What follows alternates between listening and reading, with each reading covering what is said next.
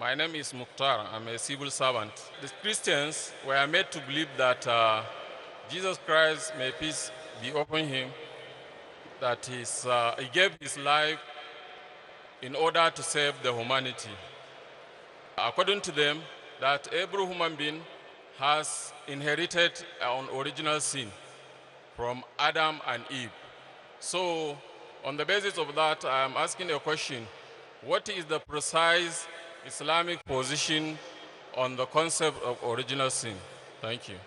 Brother, the question is that what is the view of Islam on the concept of original sin in Christianity?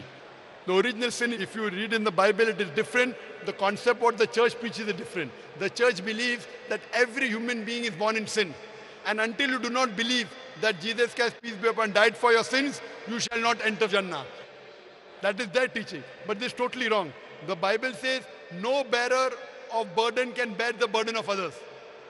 The Bible further says in the book of Ezekiel, chapter number 18, verse number 20, that the soul that sins shall die. The soul that sins shall die, and they put a full stop. They put a full stop where there's no full stop. The complete verse says that the soul that sins shall die. The righteousness of the righteous shall be upon him. The wickedness of the wicked shall be upon him. But if the wicked turns, he shall not die. So they are quoting only half of the verse. Ezekiel chapter number 18, verse number 20, the soul that sins shall die.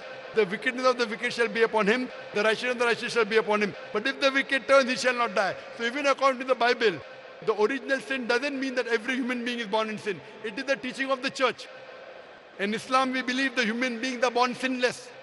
Every human being is born masoom. Later on, he gets influenced by his parents, by his teachers. He may start doing idol worship. He may start doing fire worship. That is the reason our beloved Prophet said, every child is born as a Muslim. Muslim is a person who submits his will to God. So every child is born sinless. After that, if he does sin, he'll go to hell. If he does good, he'll go to heaven. Hope that answers the question. Thank you. Can we go to the next person, the sister over there? Please, you can pose your question now. Assalamu alaikum. My name is Hasia. I'm a civil servant. My question is from Surah to